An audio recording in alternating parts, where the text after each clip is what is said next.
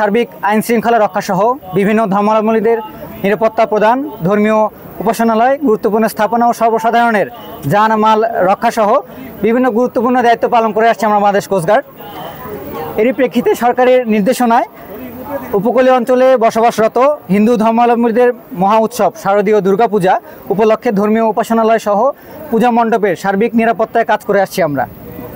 উপকূলীয় এলাকাসমূহের মধ্যে আমাদের কোস্টগার্ড ঢাকা জোনের 43টি মন্দির এবং পূজা মণ্ডপ, চট্টগ্রাম পূর্ব জোনের 56টি, মংলা যেমন পশ্চিম জোনের 45টি, ভোলা এলাকা আমাদের কোস্টগার্ডের দক্ষিণ জোনে 80টি, সর্বমোট 224টি মন্দির ও পূজা মণ্ডপের সার্বিক নিরাপত্তায় দায়িত্ব পালন করছি।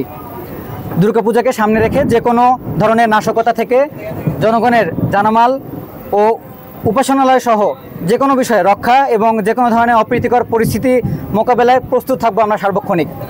পাশাপাশি আমি বলতে চাই, এছাড়া পূজা মণ্ডপের আগত ভক্তদের যে যাতায়াত সহজতর করতে নদী ও তীরবর্তী এলাকায় বিশেষ টহল দল মোতায়েন হয়েছে এবং প্রয়োজনীয় সহায়তা সার্বক্ষণিক প্রদান করে আসছি।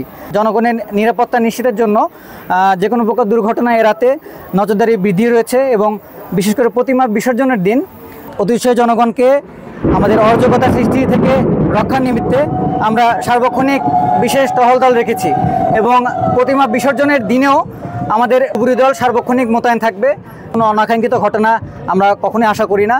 তারপরে যদি কোনো ঘটনা ঘটেও পড়ে, আমাদের বিশেষ ডুবুরি দল আমাদের ফতুল্লা লঞ্চঘাট, আমাদের নারায়ণগঞ্জ বন্দর, সদরঘাট, ওয়াইজ ঘাটে সার্বক্ষণিক টহল দিবে। পাশাপাশি আমরা চাঁদপুরের পালপাড়া ব্রিজ ঘাটেও আমরা সার্বক্ষণিক টহল কার্য মোতায়েন রাখবো। কোস্টগার্ডের এ ধরনের জননিরাপত্তামূলক কার্যক্রম আমরা চালু রেখেছি বিগত 15 সেপ্টেম্বর হতে।